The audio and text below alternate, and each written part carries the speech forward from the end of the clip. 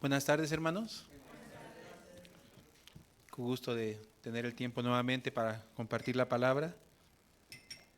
Ya compartimos la palabra en la mañana, compartimos también la ceremonia de Santa Cena, muy hermosa comunión. Y pudimos tener el tiempo de compartir los alimentos también. Los veo algunos que ya les está dando el mal de...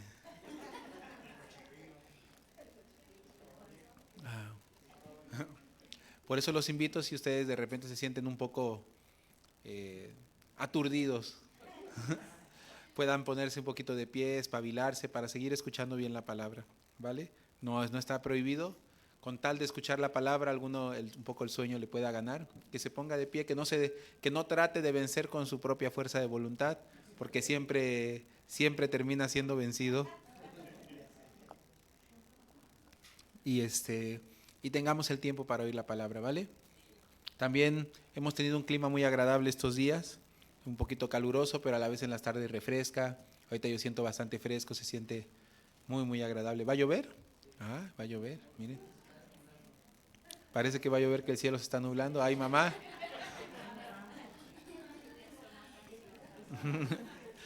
Más bien parece que quieren pachanga, ¿no? Bueno, vamos a abrir la Biblia, hermanos. En el libro de Efesios capítulo 6.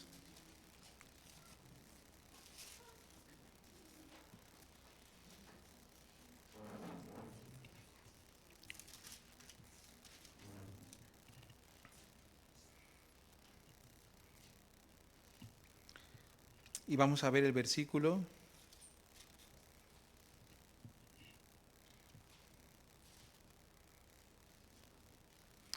El versículo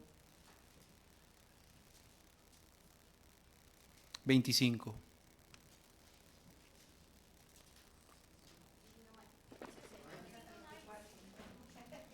Efesios 5, verso 25.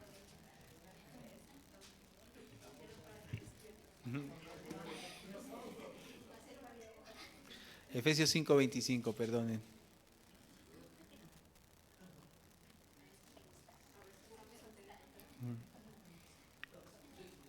Para ver si no me dicen amén a lo dormido, sí. Bueno, Efesios 5, 25. ¿Listos? Dice así. Maridos, amad a vuestras mujeres, así como Cristo amó a la iglesia y se entregó a sí mismo por ella, para santificarla, habiéndola purificado en el lavamiento del agua por la palabra, a fin de presentársela a sí mismo una iglesia gloriosa, que no tuviese mancha, ni arruga, ni cosa semejante, sino que fuese santa y sin mancha. Así también los maridos deben amar a sus mujeres como a sus mismos cuerpos. El que ama a su mujer a sí mismo se ama, porque nadie aborreció jamás a su propia carne, sino que la sustenta y la cuida, como también Cristo a la iglesia. Porque somos miembros de su cuerpo, de su carne y de sus huesos. Por esto dejará el hombre a su padre y a su madre y se unirá a su mujer, y los dos serán una sola carne.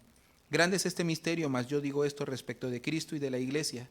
Por lo demás, cada uno de vosotros ame también a su mujer, como a sí mismo, y la mujer respete a su marido. Hasta ahí. Muy bien.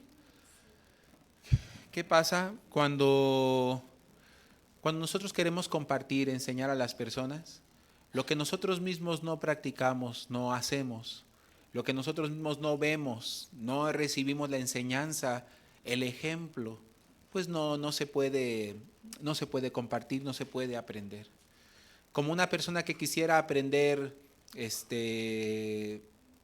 aprender mecánica leyendo, puede leer y puede ver todas las teorías acerca de la mecánica, pero si no hay alguien que le enseñe cómo se quita, cómo se pone, cómo se arma, cómo se desarma, cómo se ocupa, cómo se hace físicamente, será muy difícil que realmente aquella persona pueda aprender. Y nosotros pensamos que el secreto del aprendizaje es almacenar mucho conocimiento. No es así. El secreto verdadero del aprendizaje no está en tener mucho conocimiento. está en tener a alguien que nos enseñe cómo se aplica en la práctica ese conocimiento. ¿Me explico? Por eso no existe vida de fe sin la iglesia. No existe vida de fe sin el siervo de Dios. Por eso no existió conocer a Dios hasta que descendió el Hijo de Dios para enseñarnos, como dice, a Dios nadie lo vio jamás, mas el unigénito Hijo de Dios nos lo ha dado a conocer. La ley por medio de Moisés fue dada, pero la gracia y la verdad vinieron por medio de Jesucristo. Entonces, cuando Jesucristo estaba entre los seres humanos, ellos le dijeron, muéstranos al Padre. Él dijo, ¿no ves que yo soy en el Padre y el Padre en mí? ¿No ves que el Padre y yo uno somos? ¿No tanto tiempo estoy con vosotros y no se han dado cuenta? Entonces Jesucristo nos vino a enseñar no la teoría del Padre, el ejemplo del Padre. Y Él dijo, yo no hago nada por mi cuenta, sino lo que el Hijo ve hacer al Padre, eso les comparto. Entonces la vida de fe está relacionada con ver, con relacionarse, ¿no es así? Para nada está relacionada con el conocimiento, o bueno, hay una parte del tener conocimiento, pero ese conocimiento nunca servirá de nada si no hay en mi vida un tutor, un mentor. Por eso el apóstol Pablo decía, sean imitadores de mí como yo lo soy de Cristo.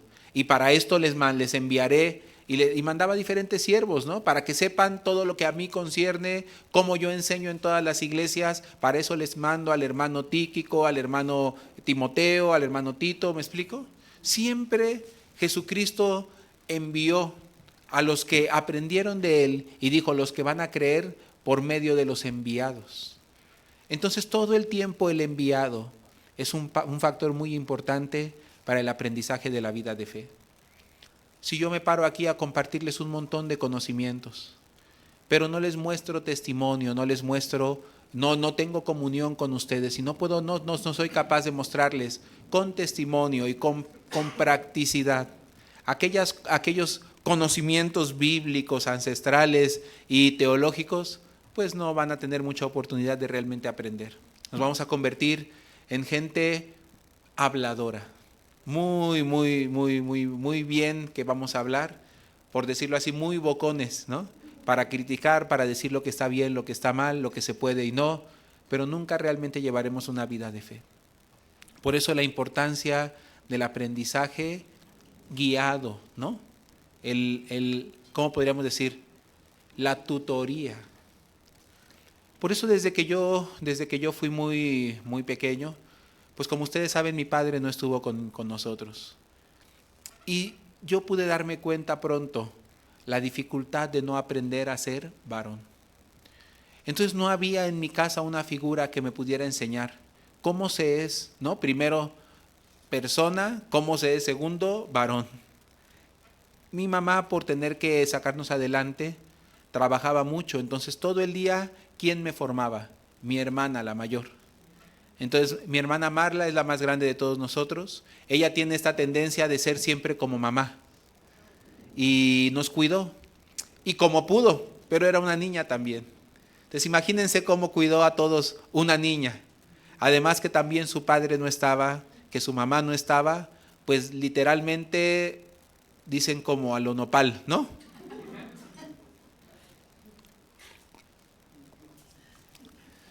Claro, teníamos un poco de instrucción bíblica por parte de los testigos de Jehová, pero eso, pues como ustedes saben, no es más que religión. Pero no realmente podía llegar al corazón de nosotros para guiarnos, dirigirnos. Pronto pude darme cuenta de un patrón en mi vida, la dificultad para poder tomar responsabilidades, para poder afrontar dificultades, para poder ser perseverante en cosas que comenzaba, yo no lo sabía hacer. Y la facilidad que se me dio, ¿no? Eso yo creo que no es un talento muy difícil de conseguir, para la vagancia. Cada vez que algo se ponía difícil, cada vez que algo se ponía peligroso, cada vez que algo se ponía retador, entonces mi corazón siempre se inclinaba hacia lo más fácil.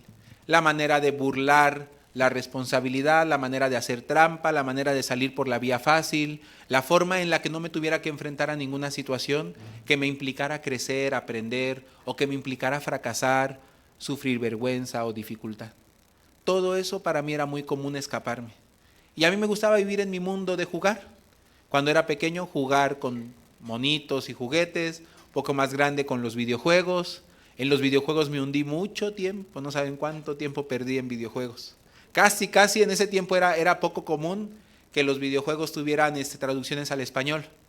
Entonces lo que era muy común que todos los videojuegos venían en inglés o en japonés. No aprendí japonés, pero inglés casi lo aprendí por causa de averiguar qué es lo que me quiere decir ese videojuego, ¿no? La historia del personaje la necesito entender y necesito pasar este nivel, pero si no sé lo que dice ahí no le entiendo qué quiere, ¿no? Y entonces ahí me veían preguntando, estudiando con un diccionario. Eso fue ¿cómo podría decir? La cosa del estudio en la que más me apasioné, ¿no? Con el diccionario viendo por palabra no le entendía. Yo decía, bueno, aunque traduzco las palabras, pero no le entiendo qué pasa. Y iba y buscaba a alguien, ¿me puedes traducir esto? Eso se convirtió en algo en lo que sí aprendí a pasar dificultades. Los videojuegos. Pero fuera de eso, no quería, en mi vida real no. ¿Por qué? En los videojuegos es fácil porque la vida no se pierde. No está en riesgo nada. Pero en la vida real te da mucho miedo. Aprendí también que la flojera, la irresponsabilidad, el escapar de problemas, las negligencias, no solamente son como una persona solo por querer ser flojo, no es. Aprendí que también cuando no se tiene esperanza y cuando se tiene mucha inseguridad, por eso la persona es floja. Parece flojo, no es que en realidad sea flojo, sino tiene mucho miedo de enfrentar las situaciones. Entonces hace como de que no le interesa, como que no le importa, pero no es que no le importe, tiene miedo. Entonces yo vivía así toda mi niñez, mi juventud pues se vio más afectada por esta manera de vivir. Cuando empecé a ver que todos mis compañeros y todos mis amigos iban avanzando en la vida, consiguiendo buenos trabajos o continuando sus estudios, cosas en las que yo me iba quedando trunco, comencé a preguntarme qué pasa conmigo. Y entonces mi mamá me despertaba a veces de estar dormido o se enojaba viéndome entre los videojuegos o con mis amigos, ¿no? Cuando me veía solo con mis amigos de vago, tomando, a veces me confrontaba diciéndome esto: ¿hasta cuándo tú vas a vivir así? Me decía con palabras, con lenguas jarochas, ¿no? Literalmente lenguas jarochas. Chamaco, despiértate, reacciona, me decía. ¿Hasta cuándo vas a vivir? Eres un chamaco, ¿no? Y ella me decía algo que realmente conmovía mi corazón. Me decía, tú un día vas a ser cabeza de tu hogar. Tú un día vas a dirigir una familia. ¿Cómo los vas a dirigir? Tus hermanas no, pero a pesar de que tus hermanas algún día van a tener cabeza de su hogar, pero ellas por lo menos trabajan, hacen algo con su vida, pero yo te veo ahí tirado, me desespera verte así. Un día cuando tú seas cabeza, esposo, jefe de una familia, ¿cómo vas a dirigir a tu familia? Y yo en mi corazón cuando escuchaba eso decía, es la verdad. Un día cuando yo tenga esta carga, no puedo ni con mi propia vida. Y a mí me tocó ser varón, pero no sé cómo ser un varón. Y esto frustraba mi vida. Entonces me sentía muy miedoso, ¿no? Muy inseguro.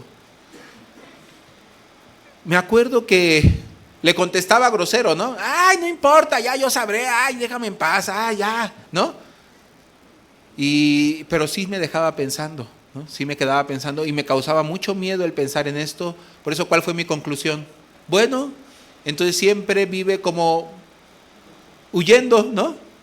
Ya que tú no eres un buen hombre que sea capaz de sostener una familia, entonces, bueno, pues siempre huye de la responsabilidad. Cuando yo me encontré pensando que en vez de poder conseguir una familia, resignarme a que no soy alguien que puede conseguir una familia, entonces me acordé de mi papá. Porque aunque mi papá no estuvo con nosotros, pero sí lo conocía. Y vi claramente el reflejo de mi padre. Yo desde pequeño en mi corazón me había propuesto, yo no quiero ser como mi padre. Pero hermanos, ¿cómo puedes aprender a hacer algo que no has visto? ¿Y cómo no vas a hacer algo que es lo único que has aprendido? Si toda la vida aprendiste a caminar comenzando el paso por la derecha, ¿no? Pues obviamente siempre que camines, ¿qué vas a hacer? Vas a comenzar el paso por la derecha, ¿no? Y aunque tú digas, no, hoy me propongo comenzarlo por la izquierda, te vas a encontrar comenzando por la derecha porque es lo que aprendiste a hacer. ¿Cómo vas a hacer lo que no has aprendido? ¿Cómo no vas a hacer lo que has aprendido? Ahí nosotros tenemos un entendimiento muy interesante sobre la vida de fe. Los cambios nunca sucederán por la obligación, nunca sucederán por la imposición, más bien sucederán por el aprendizaje. Toda clase de cambio, toda clase de transformación en nuestra vida, si no hay el aprendizaje, es más que pura ley. ¿Me explico? Y por eso algunos hermanos se desesperan, porque se esfuerzan por hacer cambios, quieren ver cambios rápidos y mágicos en su vida. Yo no dudo, Dios hace muchas cosas maravillosas cuando recibimos la salvación, pero algunas cosas no las deja en el milagro. Algunas cosas naturalmente comienzan a ser transformadas. Y la única forma de que algo sea transformada es por medio del aprendizaje, del entendimiento. No es lo mismo conocimiento que entendimiento. Conocimiento, puedo tener mucho, pero entendimiento es algo muy diferente y tiene que ver más con la revelación. Pero si no tengo aprendizaje, si no aprendo a hacerlo, el que aprendió a tocar el piano con un dedo, aquí los músicos, ¿no? Y después, cuando quiere aprender bien, ¿no cuesta mucho trabajo? Un músico prefiere trabajar con alguien que no sepa nada. Para enseñarle a tocar, prefiere a alguien que esté en ceros, en blanco. Ellos te dicen por qué. Porque es más fácil enseñar a alguien de ceros que a alguien que ya sabe, porque al que ya sabe tiene que desaprender y luego aprender. Es mejor no saber nada para aprender como si no supiera, que tratar de que suelte todo lo que ya sabe. Entonces igual, yo en mi caso conozco cómo se toca la guitarra y hay algunos que aprenden mañas, ¿no? Aprendemos mañas. Y cuando aprendes mañas, te haces de esas mañas porque a ti se te hace más fácil. Es más fácil aprender con 2 dedos que con todos los dedos. El problema es que con 2 dedos vas a tener hasta cierto nivel de crecimiento, pero luego no vas a poder tocar otra cosa más allá de eso, de lo que te permiten 2 dedos. El problema es que cuando tengas que ocupar los otros, siempre tendrás la manía de un solo dedo. Con la guitarra es lo mismo. Uno toca la guitarra, si uno aprende a tocar de una manera igual, con 2 dedos, alguna persona podría decir, pero es que a mí me sale más fácil con 2 dedos, con 3 dedos. Pues sí, pero con 3 dedos nunca vas a poder hacer lo que haces con los 5. El problema es que ahora, para quitarle la manía de que ahí no va ese dedo, sino va el otro dedo, no le gusta porque se siente, cuando se le dice que ocupe un dedo que no aprendió a ocupar, se siente que le están limitando. Porque ese dedo ya que no sabe, es más lento, es más torpe, puede usar el que ya aprendió a usar. ¿Me explico? Así, cuando nosotros aprendemos la vida de fe, lo que ya sabemos cómo usar, lo que hemos ejercitado, lo que hemos practicado toda la vida, queremos seguir aplicando, porque decimos, es que con esta manera a mí me salía bien. No te salía bien, te salía. Aprendiste a vivir así, te acostumbraste a vivir así, por eso crees que puedes, nunca has podido. En realidad es una manera mañosa de vivir. Y te salía porque es la manera que tuviste a la mano, pero ahora debes aprender a usar la fe. Pero sobre usar la fe no nos gusta tanto. No puedo usar mi astucia, esa la uso re bien. Sí, la ejercitaste muy bien toda tu vida. Porque ya que no tenías la fe, tuviste que aprender a sobrevivir con lo que tenías, así fueran 2 dedos nomás, ¿no? Y así fuera la corrupción, aprendiste a vivir con la corrupción, la quieres seguir usando porque es lo que hasta ahorita como bastón has ocupado. Y claro, cuando tienes que soltar tu bastón para aprender a caminar por la fe, te hace sentir torpe. Porque con bastón caminas bien, pero sin el bastón tienes que reaprender, te hace sentir que no sabes. Y esa humillación y ese miedo no lo queremos pasar. ¿Me explico? A algunos no les gusta vivir por la fe, porque toda la vida aprendieron a vivir con astucia, con corrupción, con maneras humanas. Dicen, pero si yo puedo resolver esto así tan fácil. Pues sí, pero ¿qué precio tiene? Entonces, tirar aquella esclavitud, como los israelitas. Sí, Señor, estábamos mejor en Egipto, porque en Egipto teníamos diferentes comidas y teníamos estas Estas, ¿cómo podríamos decir ellos? Comodidades, pero eran esclavos. Y aquí tienen que cruzar por el desierto, pero aspiran ¿a qué? A la libertad. Tienen esperanza de la libertad. Son libres, ¿no? Pero queremos sacrificar la libertad. Queremos sacrificar la verdad y la fe con tal de seguir usando aquella corrupción que nos mantiene esclavizados, pero que sentimos que nos permite vivir. Pero es una mentira. Así tiene que aprender a dejar de usar sus 2 deditos que solo lo limitan, pero él piensa que esos deditos le ayudan. El reto del profesor es enseñarle, te limita. Así también una persona que aprende a cantar mal, con mañas. Es que yo no puedo cantar si no le hago así. Más bien porque le haces así no puedes cantar. Pero he cantado, pero mal. Te estás lastimando la garganta. Así no se canta así. Es que no me sale. Claro, porque no lo has aprendido. Pero si sueltas lo que ya sabes, tú puedes, ¿qué? Aprender.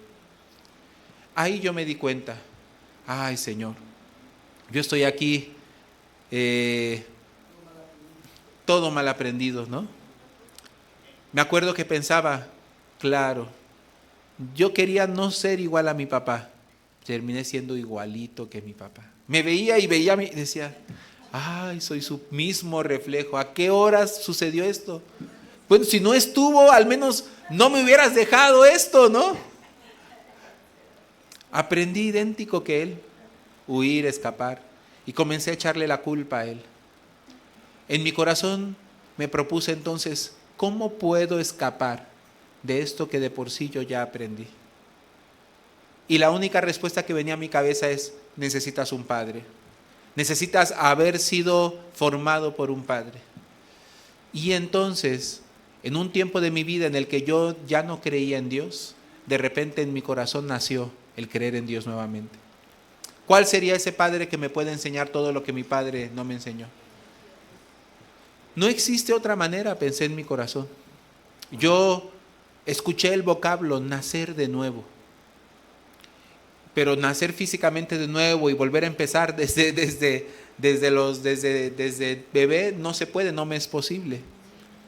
Entonces, ¿quién sería el que tiene la capacidad de hacerme de nuevo, de enseñarme de nuevo todas las cosas?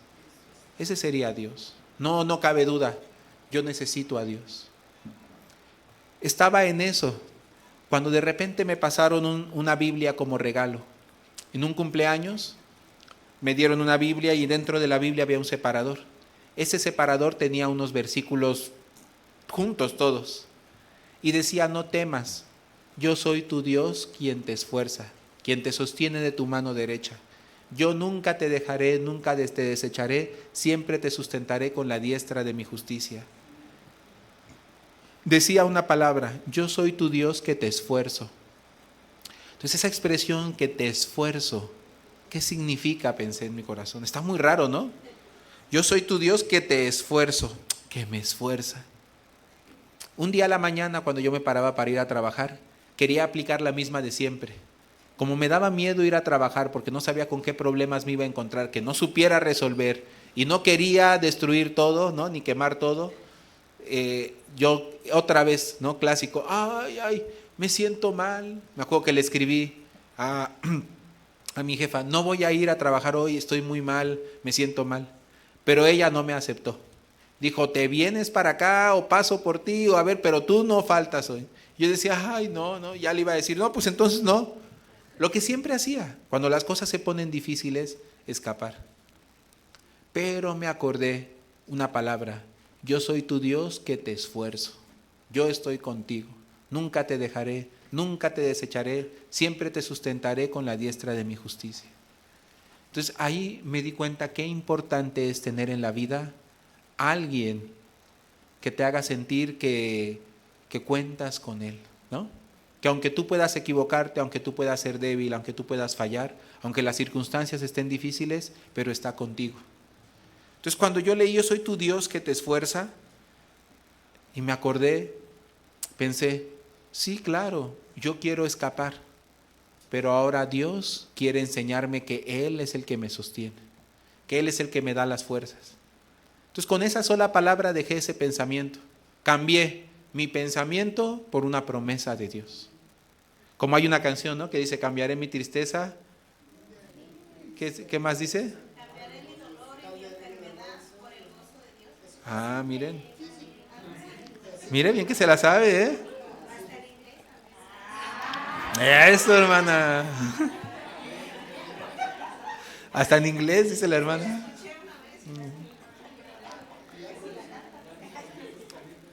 Yo cuando leí ese separador, no era directo la Biblia, era un separador. Fue de los primeros contactos que yo tuve con la Biblia fuera de los testigos de Jehová. En mi corazón yo pude pensar esto. Claro, Señor, yo necesito un padre que me enseñe. Pues yo vivía muy resentido hacia mi padre por no haberme podido enseñar. Pero cuando yo lo veía, él decía, no, ni para resentirme, pues él está igual, ¿no? Desde muy niño, su padre murió. Entonces él creció siempre sin padre. Raramente todos mis tíos, bueno, no, en realidad, no, todos están igual. Por lo menos ellos laboralmente, ¿no?, profesionalmente se desarrollaron. Pero mi papá no. Mi papá, como se inclinó más hacia la música, el mismo ambiente de la música y de las drogas y del alcohol y todo ese ambiente lo destruyó por completo. Mis tíos, algunos de ellos con mucho dinero, algunos de ellos llegaron a ser millonarios, decían que mi papá ganó más dinero que todos ellos. En algún punto en su carrera, él ganaba más dinero que todos ellos, pero todo lo que ganó se lo tomó, se lo inyectó, se lo fumó. Y se los invitó a sus amigos y ahí se acabó en un derroche para envenenarse, ¿no? Entonces, estas historias son las que yo conozco de mi padre, ¿no? También las que me contaba mi mamá, ¿no? Ya mejor ni se las cuento. Entonces, esto me llenó de rencor, haciéndome pensar así, justificándome, haciéndome pensar de esta manera: por tu culpa yo no puedo salir adelante. Por tu culpa yo tengo, ¿no?, esta manera de pensar, esta manera de ser. Aunque yo quería ser diferente, terminaba igual. Pero cuando yo leí las palabras de aquel separador, me dieron una nueva esperanza. Como si Dios me dijera: no tienes por qué vivir sujeto a tu origen, sino tú puedes tener un nuevo destino, si dejas que yo sea tu padre. Entonces, con esa esperanza en mi corazón, comencé a ver la vida. Por eso, todo empezó muy de inmediato.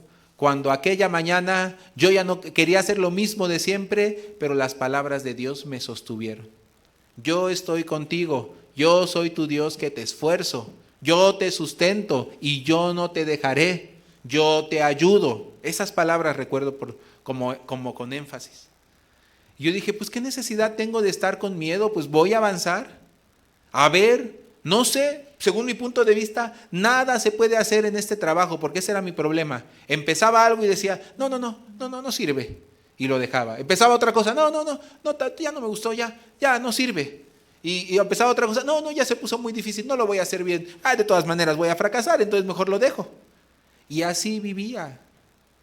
En esa ocasión, sí tengo estos pensamientos, tengo esta idea de que nada voy a lograr. Siempre, todo el tiempo, ese pensamiento dominaba mi vida. Nada vas a lograr, nada sirve, nada importa, mejor haz lo que se te pegue la gana. Mejor aprovecha tu vida jugando videojuegos. Aprovecha tu tiempo tomando con tus amigos, ¿no? No desperdicies tu juventud tratando de lograr cosas que nunca vas a lograr. ¿Me explico? Con esa manera me hablaba la carne. Pero esa mañana tuve una herramienta diferente que la carne: las palabras de Dios. Entonces aquella palabra retumbaba en mi cabeza: yo soy tu Dios que te esfuerzo, te esfuerzo, te esfuerzo. Entonces, aunque yo no sienta las fuerzas, Señor, pero mi fuerza viene de ti. Tú me dijiste que ahora tú ibas a ser mi Padre, entonces confío en ti. Con esa palabra me agarré, me llevé al baño, me lavé la cara, me bañé y finalmente me fui al trabajo. ¿No que no ibas a venir? Sí. ¿No que te sentías mal? Sí. Se me quitó.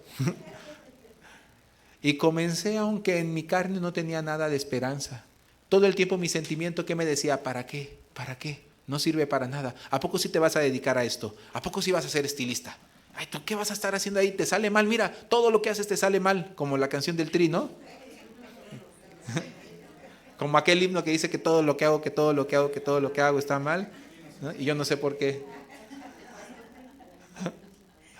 Así empezaba los pensamientos, pero yo me hundía en una sola esperanza. Él me dijo que está conmigo, Él me dijo que tiene pensamientos de bien y no de mal, Él me dice, yo le creo, yo no sé qué, como, ahora sí que ¿cómo se puede decir? Como ciego, como zombie, me dice que me vaya para allá, yo me voy para allá, porque Él sabe lo que tiene preparado para mí. Yo no sé. Y aunque yo tengo muchos pensamientos de que no hay nada para mí, pero vamos a descubrirlo, ¿no? Era como si Dios me dijera, ¿qué te parece? Tú me haces caso a mí, tú me escuchas a mí, no te haces caso a ti mismo y vamos a ver qué pasa. Bueno, va. Así hice una apuesta, ¿no? Bueno, vamos a ver. Muchos momentos quise retirarme de caminar con el Señor, de seguir aprendiendo del Señor. Cada vez que yo me quería hacer a un lado de seguir caminando con el Señor, mejor llevar mi vida de pecado como la llevaba, llevar la vagancia, la fiesta como la llevaba. Un día hasta lo intenté. Un día sí me fui con mis amigos, ya comenzando en el cristianismo, pensé, ay, pues hasta me acuerdo que me preguntaron, ¿tú eres cristiano? Porque ellos de repente me vieron distinto, ¿no? Cuando me preguntaron, ¿eres cristiano? Era como una prueba, ¿no? Yo tenía que haber contestado, sí, yo soy cristiano, pero yo qué contesté. Bueno, depende cómo lo veas, depende para ti qué significa ser cristiano. Yo soy, sí, o sea, sí, pero no.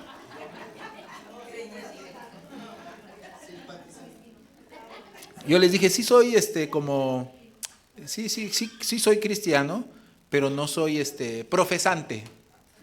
Y hasta yo dije, ¿y ahora esa de dónde te la sacaste, no? No, nunca he visto ese concepto, ¿no? Cristiano no profesante, ¿no? Sí, yo me lo inventé en ese momento y ellos se quedaron como, ¿quién sabe qué quiso decir? Qué raro. Yo no quería negar a Dios que estaba entrando en mi vida, a la vez no quería que me vieran mal mis amigos y no quería perderme de ese día de vagancia que la carne me ofrecía, ¿no? Pero no me pude sentir bien, no me pude sentir feliz. Me sentí realmente muy, muy frustrado. Por un lado, por no poder disfrutar libremente del pecado. Por otro lado, porque no podía negar el amor de Dios que estaba llegando a mi vida. Entonces me sentía por un lado traidor y por el otro también, ¿no? Quise inclinarme otra vez a la vida del mundo, pero era como si Dios me dijera, tú ya no perteneces a esto, tú ya no eres de aquí, tú eres mío. Y entonces eso me hacía sentir pues mal, ¿no? Estando allí frustrado. Y también me hizo pensar profundamente, ciertamente yo ya no quiero esta vida para mí, pero entonces Dios, ¿tú qué tienes preparado para mí? Entonces para mí, cada día de abrir la Biblia y de orar, era un día de descubrir lo que Dios había preparado para mí. Con el tiempo yo comencé a avanzar más en el cristianismo, pero siempre había esta pregunta en mi vida, la inseguridad, el miedo de perder la salvación, el miedo de que si Dios seguía conmigo o ya no estaba conmigo, hasta qué punto Dios iba a estar conmigo, hasta qué punto Dios ya no estaba conmigo. Entonces, cada vez que yo crecía más en el mundo cristiano, en la vida cristiana, me hacía sentir muy, muy inseguro y frustrado, porque también cada vez podía ver más lo malvado, ¿no? Y lo lejos que estaba de Dios, lo mucho que me faltaba y los muchos mandamientos que rompía. Entonces yo siempre tenía esta pregunta entre que si Dios estaba todavía allí o ya no. Y también si lo habría decepcionado, si podría recuperarlo o no. Hasta el día que realmente pude recibir la salvación. Entonces cuando recibí la salvación, para mí fue muy evidente, muy obvio. Dios nunca me deja. Dios está conmigo. Es un pacto que Dios hizo con nosotros. Hace poco leía una publicación de una muy famosa iglesia. De verdad me dio tanto coraje, molestia leer tanta ignorancia teológica y bíblica. Y expresaban, ¿no?, sobre el tema de la salvación. Hoy vamos a desmentir la falacia de aquellos que ostentan la doctrina satánica que dice que la salvación no se pierde. Y me sorprendió de una iglesia que se ostenta como una iglesia supuestamente muy teológica y muy preparada, hablar con tanta, ¿cómo podríamos decir? Con tanta arrogancia sobre un tema que además aún los mismos cristianos que creen que la salvación se pierde no se atreven a hablar con tanta arrogancia, con tanta definición como si realmente tuvieran la verdad. Mismo ellos están abiertos a lo que la Biblia enseña y saben que hay puntos muy difíciles no solo difíciles, imposibles de debatir cuando hablamos de la salvación eterna. Y entonces cuando un poquito me dio curiosidad leer, a ver cómo explican o por qué razón ellos pueden ostentar una postura tan definida acerca de si la salvación se pierde o no se pierde. Y entonces cuando empecé a leer, puros argumentos sacados de contexto. ¿Cuál es su herramienta?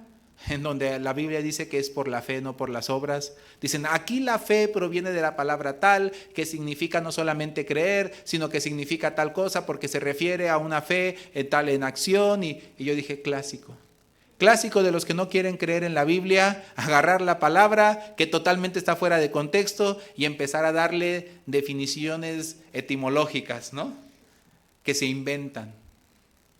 Me dio mucho coraje porque dije, ¿por qué no creen en la Biblia sencillamente? Porque tienen que sacar una palabra, desmenuzarla supuestamente desde su origen etimológico para decir que lo que quería decir en realidad no es lo que dice, sino algo que no dice, pero que en su raíz etimológica está escrita. Ay, no. Me dio mucho coraje, porque usaba argumentos muy tramposos, según mi punto de vista. Si quisieran hablar del tema, habría otros argumentos más difíciles de debatir y un poquito más, ¿cómo podríamos decir?, mejores que los que ocupó. Me dio mucha lástima. Yo tenía más en alta estima a ese ministerio. Cuando yo le vi escribir de esa manera, me dio mucha tristeza. Dije, como una manera de interpretar la Biblia muy superficial, muy ignorante y muy simple, sin realmente profundizar en lo que la Biblia quiere hablar. Y que su argumento definitivo, según ellos, era, pues que si crees que la salvación es eterna y que si las arras del Espíritu son una garantía, y si eso significa que ya estamos salvos y que una vez salvo siempre salvo, entonces vamos a pecar libremente. Ese es el clásico argumento de alguien que cree que el pecar y no pecar depende de su esfuerzo. De alguien que piensa que el pecar y no pecar es algo que se encuentra en nuestro poder, en nuestro control. Entonces la persona que piensa entonces que ya podemos pecar libremente. ¿Cuándo alguien ha pecado libremente? Nadie ha pecado libremente, siempre han pecado porque son esclavos del pecado. ¿Y cuándo alguien libremente puede decidir dejar de pecar? No se puede, sino cuando Cristo te libera, puedes ser libre del pecado. Eso no es tu determinación, tu fuerza de voluntad ni tu esfuerzo. Desde ese argumento está su arrogancia. Entonces, ¿qué? Ya podemos pecar libremente. Es lo que has hecho toda tu vida en realidad. Has pecado como has querido, o más bien como no has querido. Pero finalmente eso no es algo que está en el poder del humano. Está en el poder de quien lo posee. ¿Eres del Padre o no eres del Padre? Claro que nosotros el creer en la salvación eterna jamás consideramos como un motivo para pecar libremente. Y algunos que lo toman así están equivocados en gran manera y con amargura se dan cuenta, ¿no es así? Y significa también entonces que los hijos de Dios, por ser hijos de Dios, por ser salvos, por ser santos, entonces, ¿ya no pecan nunca? Sí, pecan también, pero no puede pecar libremente como ellos argumentan, porque tienen padre y su padre los corrige, ¿no es así? Y entonces con amargura se llegan a dar cuenta que no están solos, tienen padre. El Padre los corrige. Amén. Entonces también alguno osadamente quiere usar de la libertad como libertinaje, que aprenda con la vara del Señor, que del Señor nadie se burla y que todo lo que el hombre siembra también cosechará. Es así.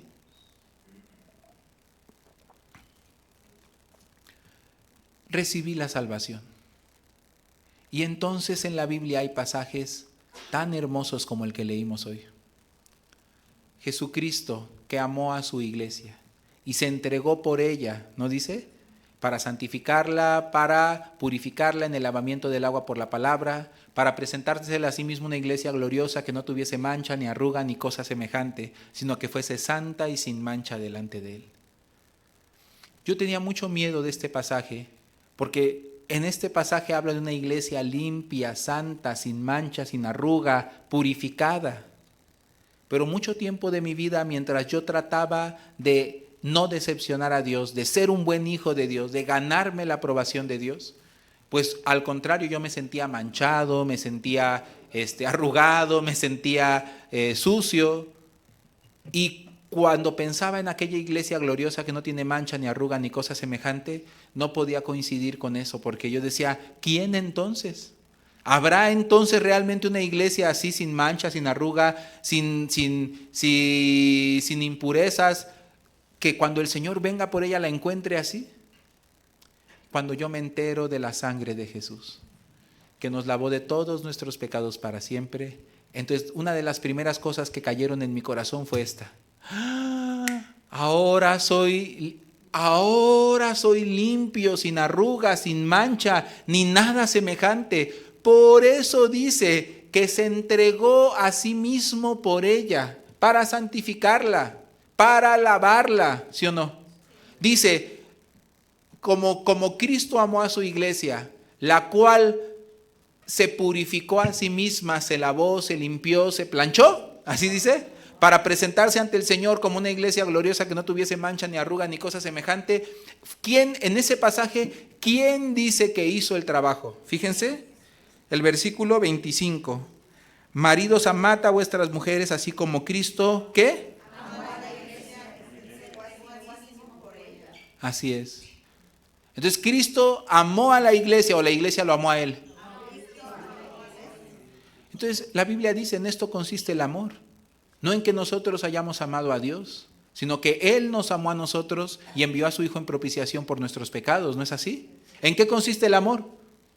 En que Él nos amó primero. Y entonces aquí dice bien claramente, como Cristo amó a su iglesia y su iglesia se entregó por Él, dice. ¿Quién se entregó por quién? Y Cristo se entregó a su iglesia, ¿no es así?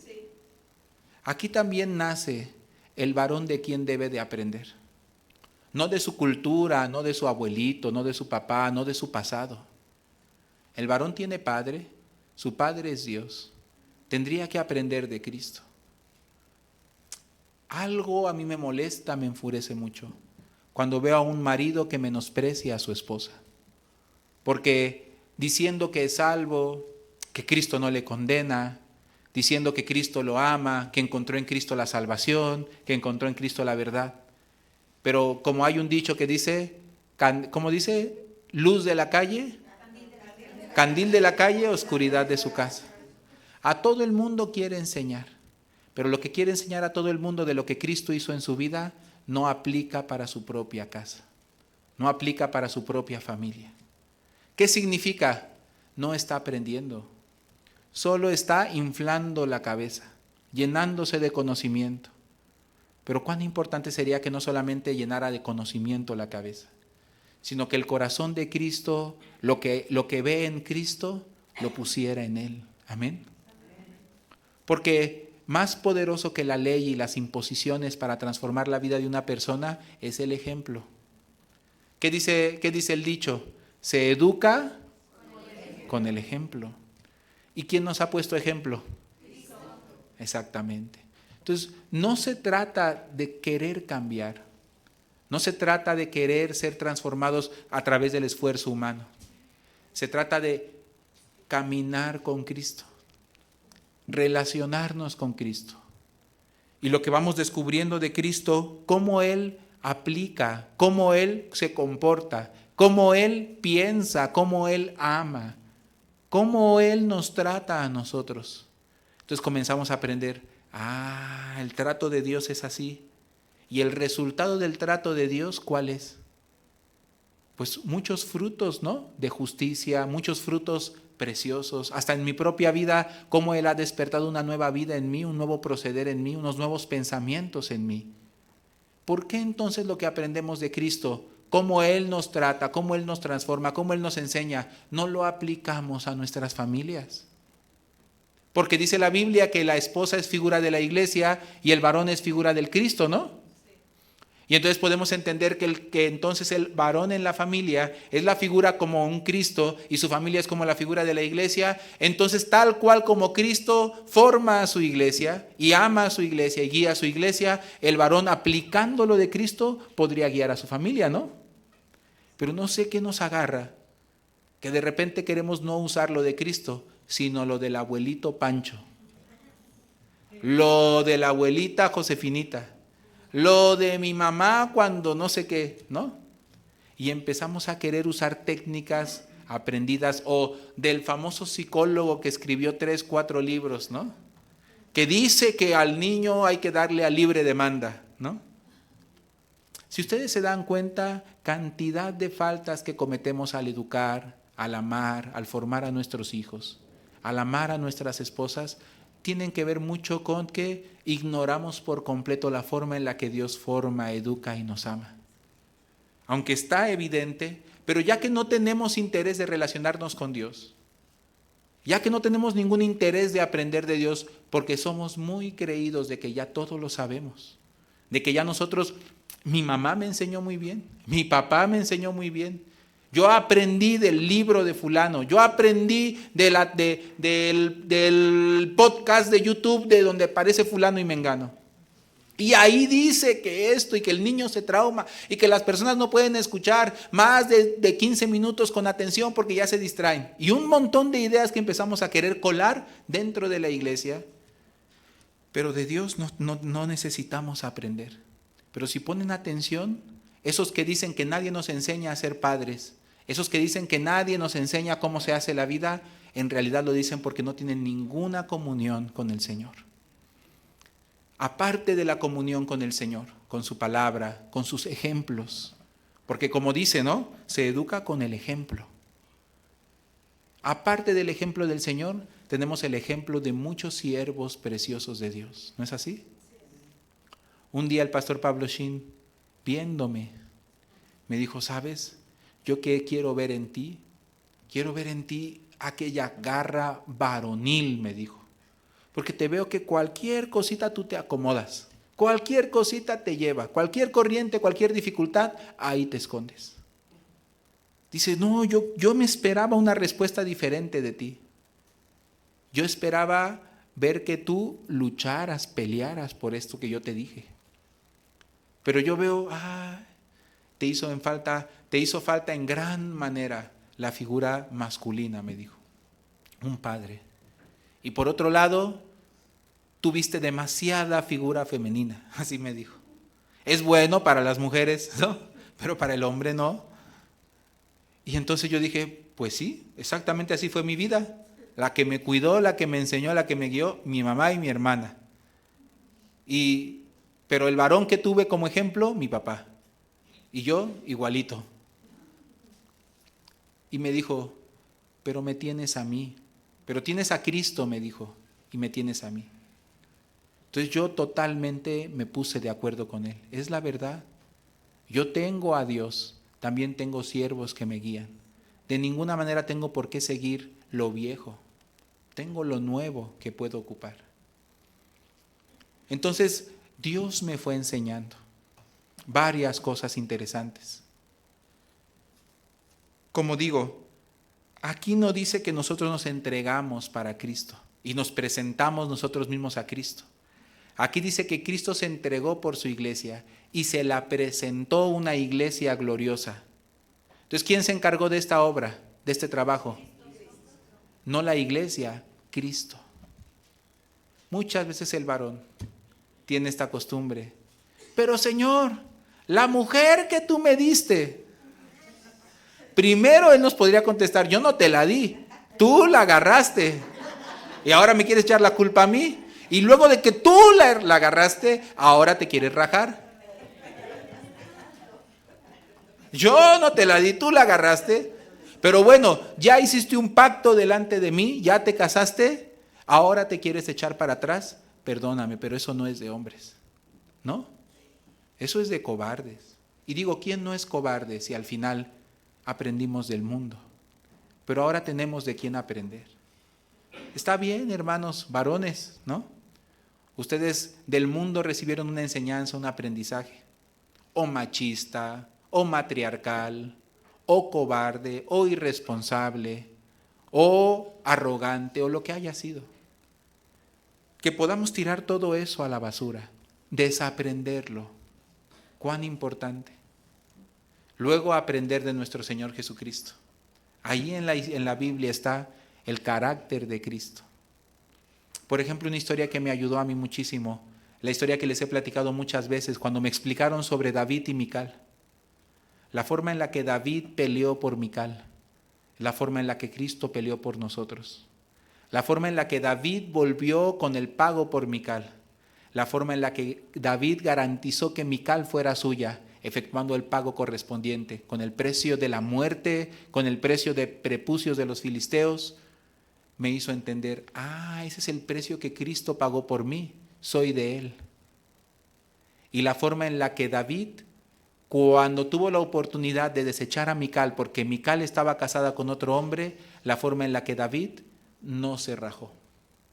La decisión que había tomado, el precio que había pagado y la determinación de amar a Mical no se echaron para atrás, aunque Mical se encontraba con otro hombre. Y entonces, ¿qué hizo David cuando regresó a tomar su reino? ¿Dónde está Mical? Y entonces le decían, es que Mical se casó con otro hombre. No, dijo él, yo la compré, yo pagué por ella, me la traen, es mía. Y la arrebataron y la llevaron con David. Me acuerdo que ese día yo entendí, el arrebatamiento. Jesucristo mandará a sus ángeles, nos arrebatarán de este mundo de Paltiel, ¿no? Del marido falso y equivocado, nos llevarán con nuestro Cristo. Significa que Cristo no se raja. Amén.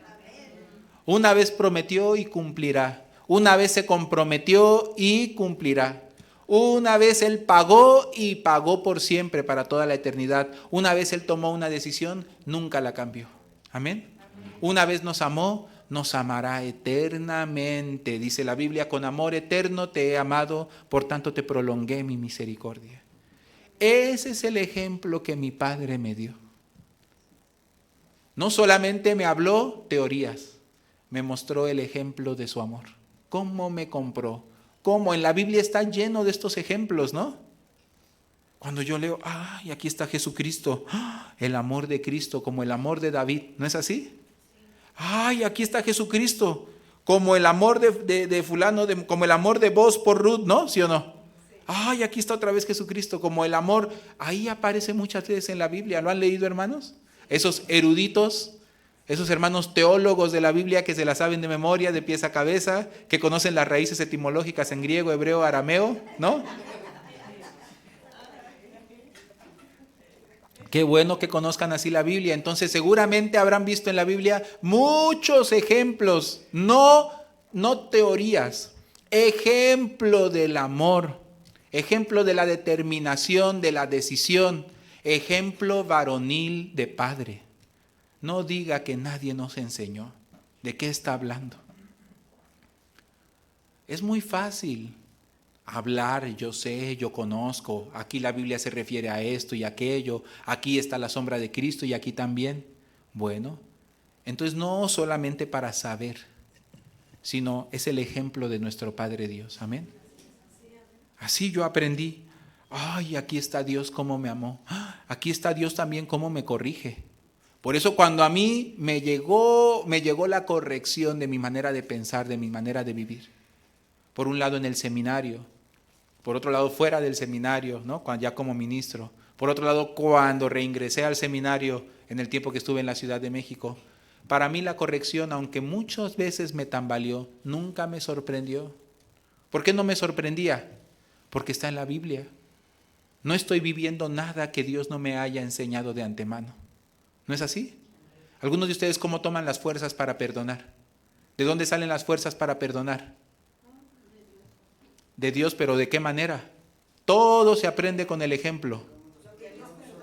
Ay, entonces, ¿cuál mayor ejemplo de perdón, no? Ay, me cuesta mucho perdonar, porque tú estás tratando de perdonar con tu perdón, todo barato, todo chafamex, ¿no? Mira el perdón de Jesucristo, acuérdate de Él, mira cómo Él recibió injustamente nuestro castigo y nuestro pecado. Mira cómo Él humilló su razón para poder dar prioridad a la comunión con nosotros. Mira cómo Él deshizo como niebla nuestros pecados y como nubes nuestras rebeliones. Mira cómo Él nos invita a venir a Él. Mira cómo Él saldó nuestra cuenta. La puso a su cuenta, ¿no es así? Entonces el apóstol Pablo, cuando le habla a un hermano del perdón, ¿han leído el libro de Filemón? Qué hermoso libro. Filemón defraudó y traicionó a su amo. Huyendo con aquel fraude, se encuentra con el apóstol Pablo. El apóstol Pablo le comparte el evangelio. ¿Perdón? Sí. Y bueno, la carta es a Filemón. El que pecó es Onésimo. Entonces, Filemón es el a quien se le hizo el fraude. Y entonces Pablo le escribe la carta a Filemón diciéndole, te mando a Onésimo. ¿Quién era Onésimo? Nada más y nada menos que el defraudador, ¿no? Que afectó tanto a Filemón. Y Pablo lo sabía porque Onésimo, cuando recibió el evangelio, le contó, yo vengo huyendo, hice esto. ¿Y Pablo qué hace? Pues lo mando de vuelta. ¿Y qué le dice el apóstol Pablo a Filemón? Le dice que si él te ha hecho algún mal, ponlo a mi cuenta, le dice, por no decir que tú mismo te me debes. ¿Qué le está diciendo, no? Claro, al final tú también fuiste muy perdonado, ¿no? Y también tú debes la salvación, ¿no? Me debes en algún sentido la salvación, no porque yo te la haya dado, sino yo te la compartí. O sea, al final terminamos debiéndole a Cristo.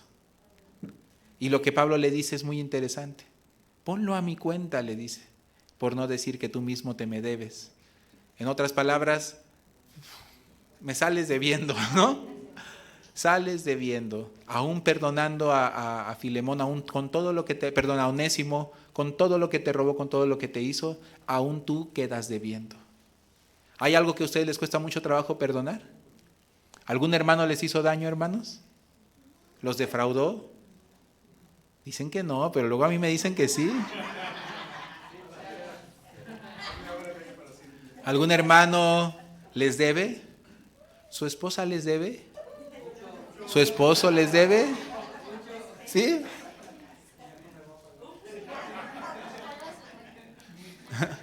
Pónganlo a la cuenta del Señor.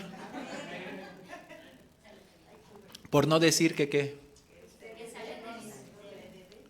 ¿Por qué les cuesta tanto trabajo pasar la falta del hermano?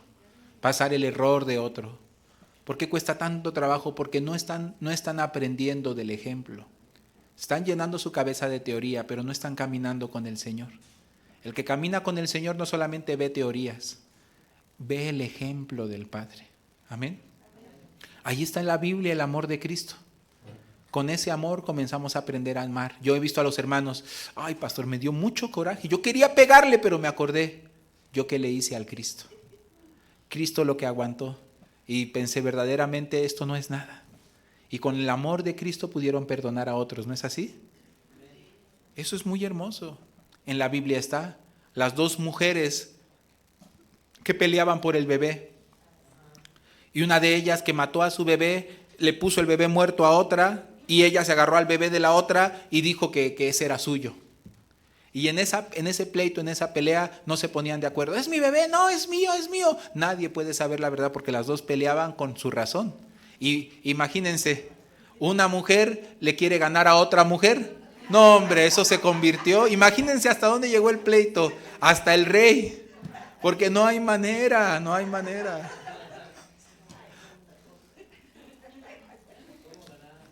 ¿Cómo, no? Dos mujeres en pleito. No.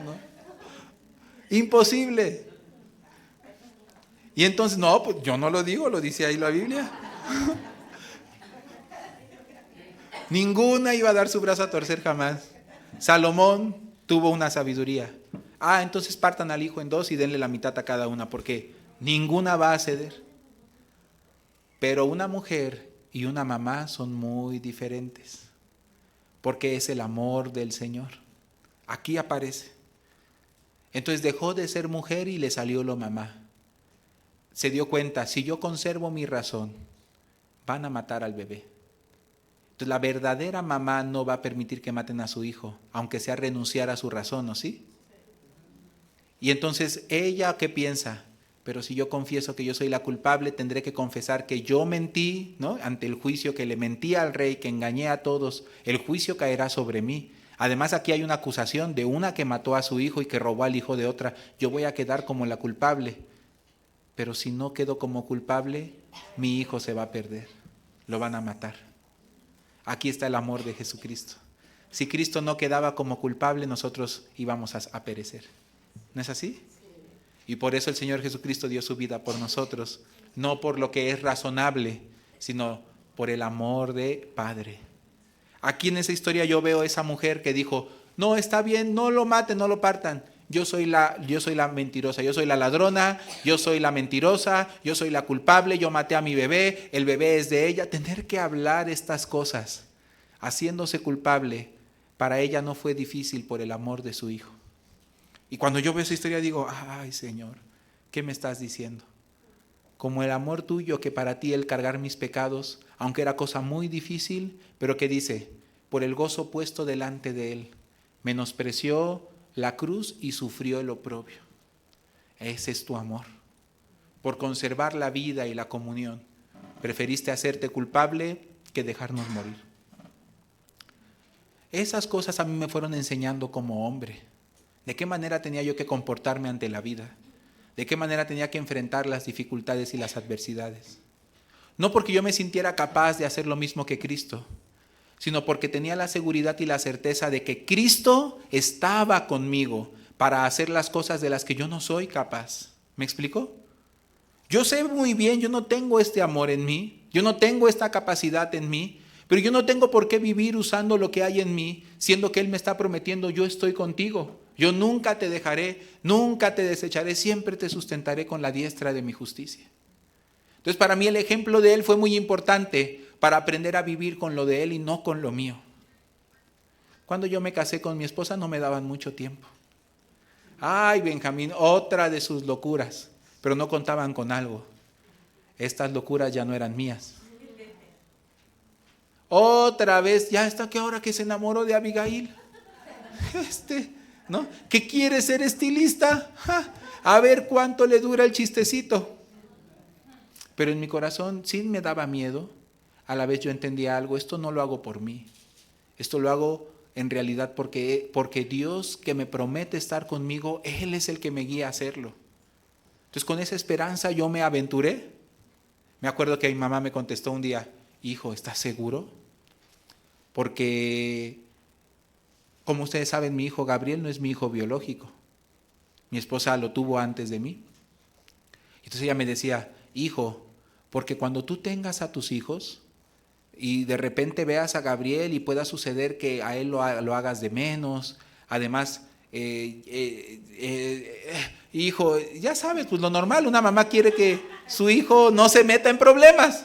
Y yo me fui a meter, ¿no?, en problemas según el punto de vista de mi mamá. Pero según el punto de vista de la fe, Dios me había guiado hacia mi esposa. Por eso, como yo le dije a ella, sí, mamá, estoy de acuerdo que no es mi hijo biológico, pero yo tampoco soy el hijo original de Dios, mas Dios me adoptó y Dios me injertó en él, ¿no? Y no hace diferencia conmigo, sino que me ama con todo su corazón, hasta entregó su vida por mí.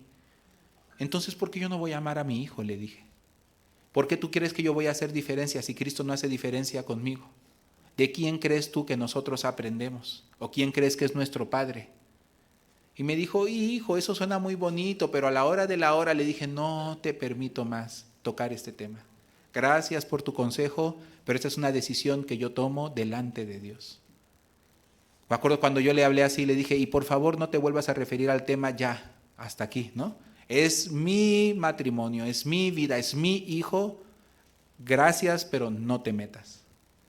Entonces yo me acuerdo que cuando terminé esa plática dije, órale, ¿no? Siempre mi mamá se había metido toda mi vida en toda mi vida. Mi mamá me dijo, está bien, hijo. Y también que mi mamá dijera, está bien. Yo también, eso fue milagroso. Yo dije, órale, ¿no?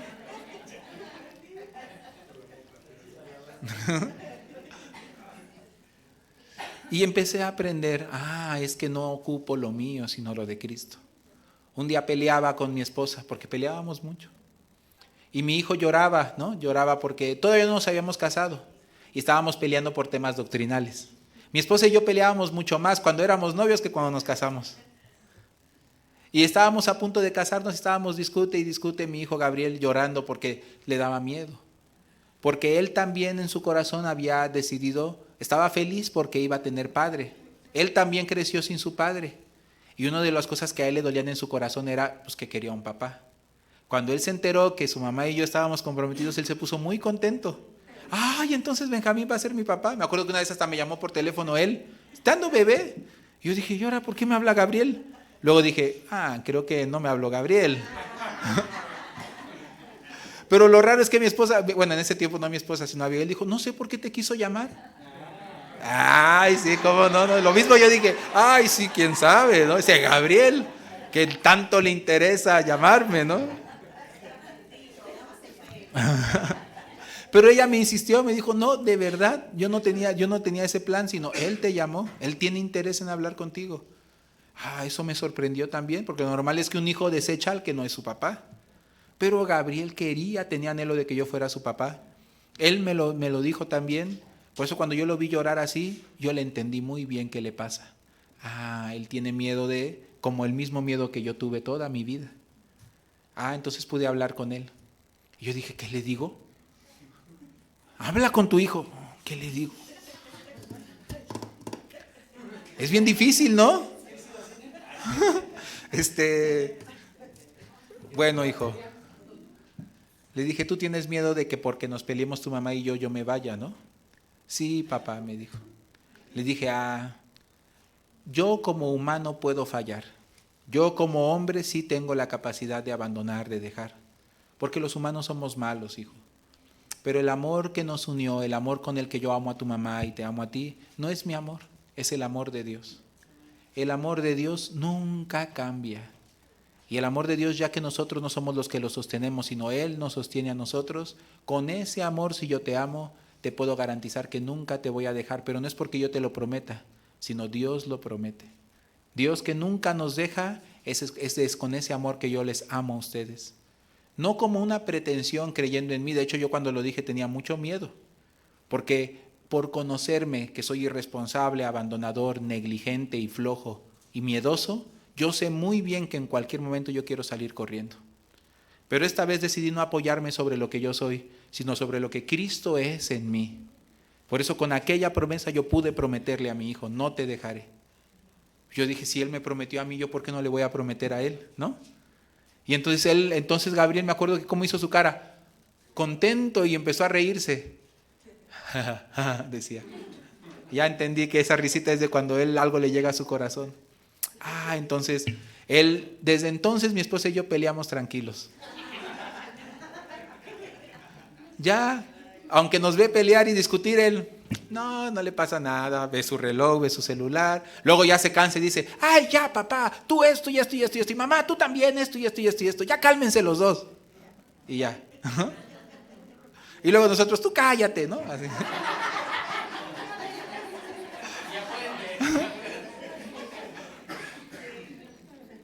Pero ya no hay ese miedo, porque ciertamente él entendió de qué amor yo le estoy hablando, de qué pacto yo le estoy hablando, y yo también.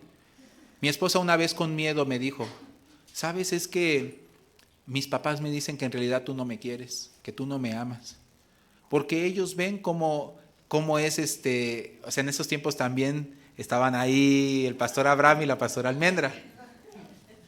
Y el pastor Abraham, sí, él era muy cariñoso. Él es muy, muy, muy... Bueno, ahorita me verán al revés. Ustedes pensarán ahorita que yo soy muy cariñoso y que el pastor Abraham es más tosco. En aquel tiempo no.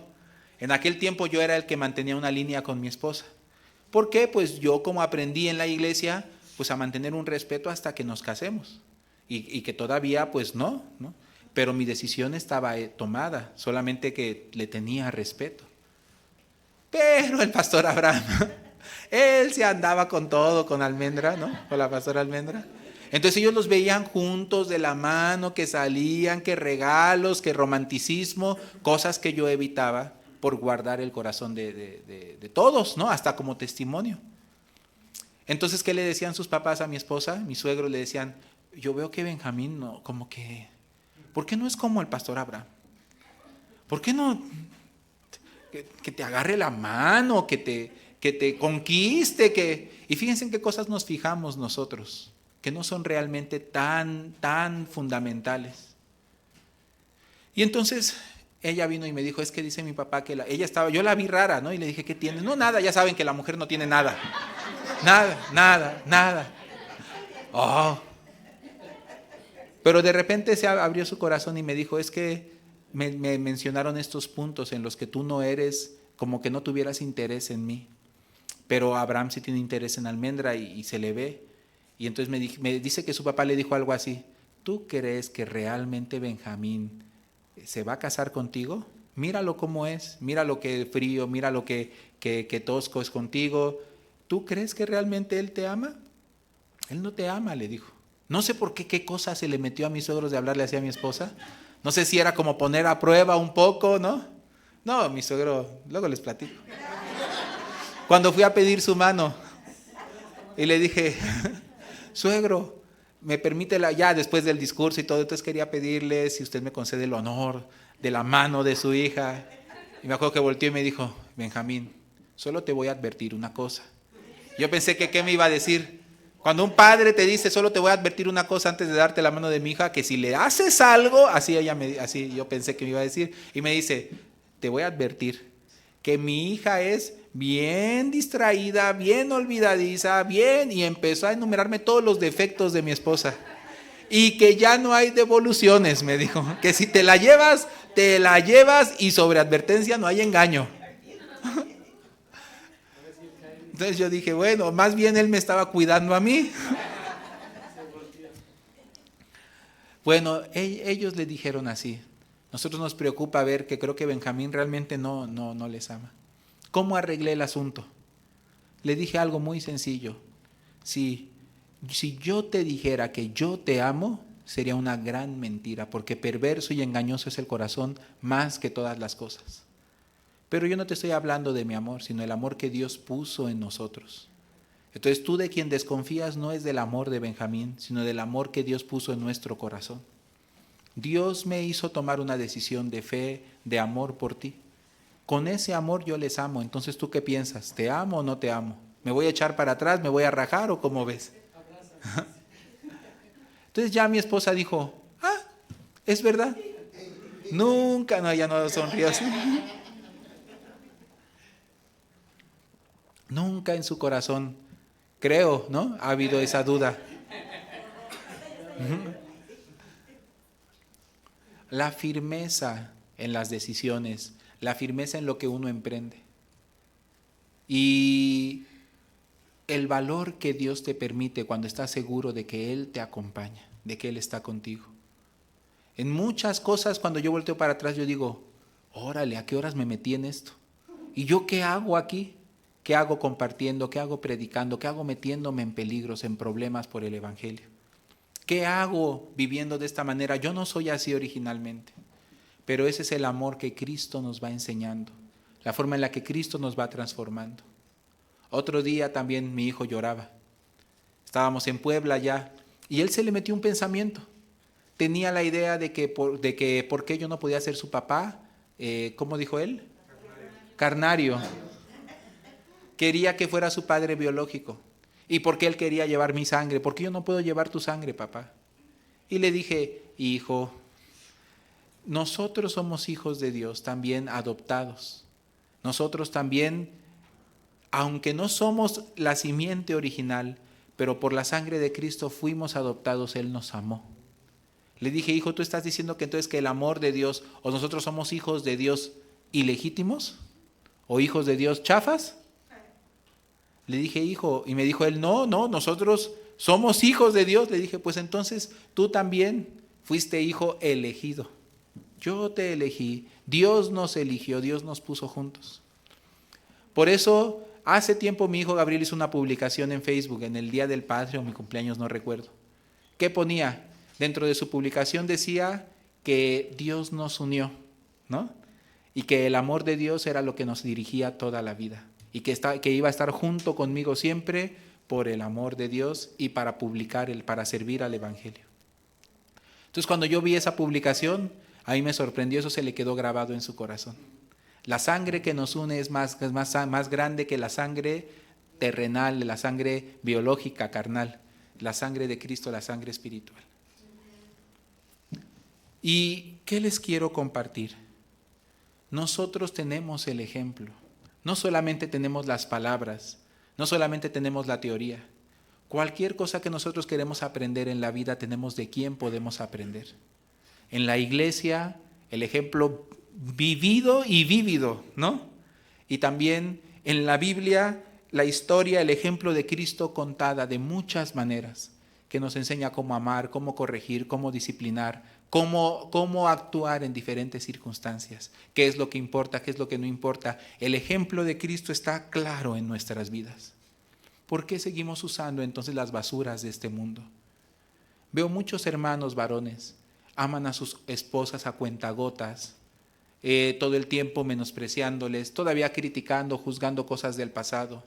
Veo a las esposas etiquetando a los maridos, ¿no? Tú siempre eres así, tú siempre, a ver cuánto te dura el chistecito, a ver cuándo, uy, no, cambió, pero a ver, espero que ahora sí.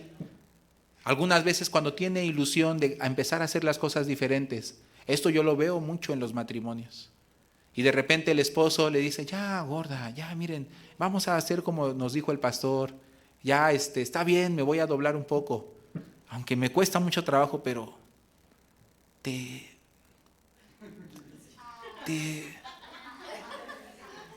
amo. La esposa, en lugar de decir, gloria a Dios, ¿qué hace? ¡Ja! No es cierto. ¿Sí o no? Si me amaras, entonces, bla, bla, bla, bla, bla, bla. Y luego entonces ya él dice, no, bueno, vas a ver que sí, y falla. Y cuando falla, de repente la esposa dice, bueno, está bien, creo que ahora ya es tiempo de creer. Gordo, por la fe, ¿no? Por la fe. No con mi corazón, sino con el corazón de Cristo. Aunque a mí me cuesta, de verdad que a mí hasta asco me da, pero te amo con el amor de Cristo. Por la fe te amo, por la fe, ¿no? Pues ya es un avance, ¿no? ¿Qué hace el esposo?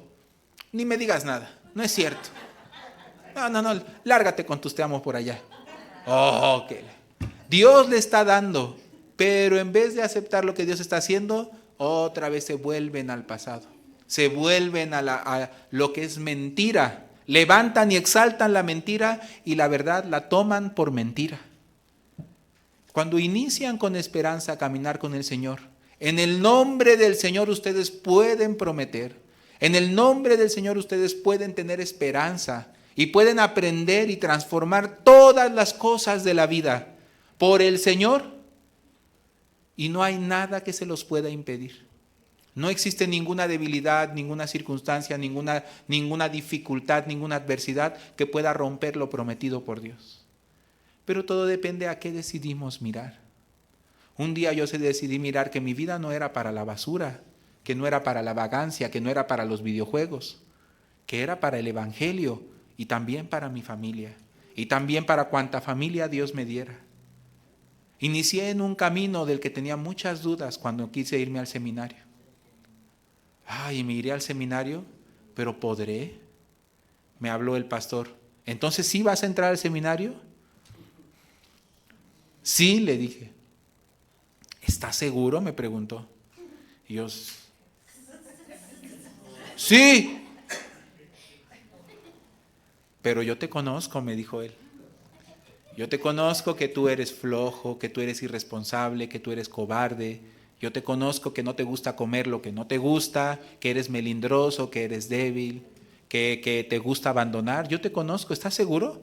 Porque en el seminario es todo lo contrario. Tienes que entrarle y tienes que ser responsable y levantarte temprano y comer lo que no te gusta y vas a recibir entrenamiento y vas a recibir regaño y vas a recibir injusticias y vas a tener que aguantarte y reconocer a Dios y aprender de ellas. ¿Y ustedes qué creen que me salió del corazón? Parecía que le echaban leña a la fe. Ah, pues entonces sí, dije. Sí me voy. ¿Estás seguro? Estoy seguro. Pero yo te conozco, sí, pastor. Le dije, sí, yo sé. Pero usted me dijo que nada se puede hacer con el buen corazón, sino por la fe.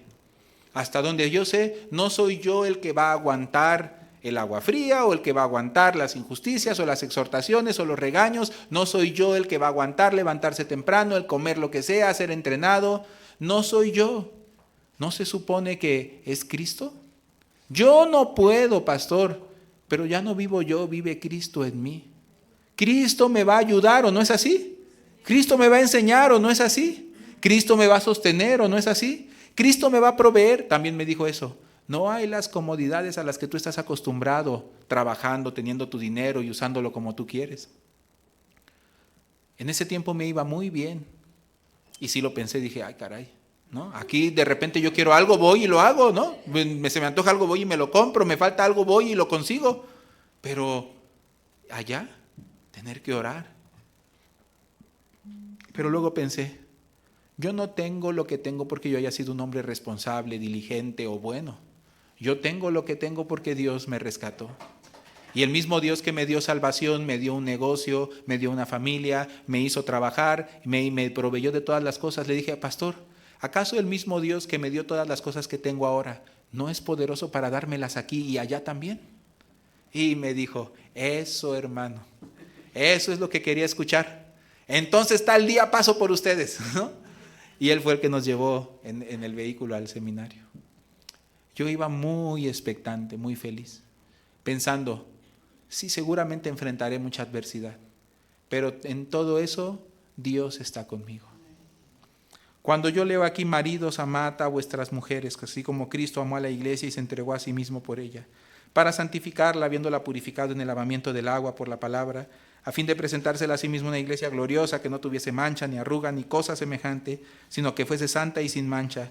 Así también los maridos deben amar a sus mujeres como a sus mismos cuerpos. El que ama a su mujer a sí mismo se ama. Parece una responsabilidad del varón, pero en realidad está dándonos el secreto. Cómo aprender a ser varones y varonas. Porque también hay mujeres varonas, ¿no? Y no hablo de la ideología de género, ¿no? Esto creo no aplica solamente al hombre. Porque si aplicara solamente al hombre, entonces tendríamos que aplicar el respeto al mayor solamente a la mujer, ¿no? Cuando dice mujeres respeten a sus maridos, ¿no? Y obedézcanlos, entonces eso solo le corresponde a la mujer. Y nosotros los varones no necesitamos aprender esto también. En realidad aquí nos está hablando de valores y principios de Cristo. Y nos enseña a la mujer con el ejemplo de Cristo, al hombre con el ejemplo de Cristo. Amén. Entonces cuando aquí estoy leyendo, de repente me surge, primero leyendo superficialmente, una carga. Ay, tengo que, ¿sí o no?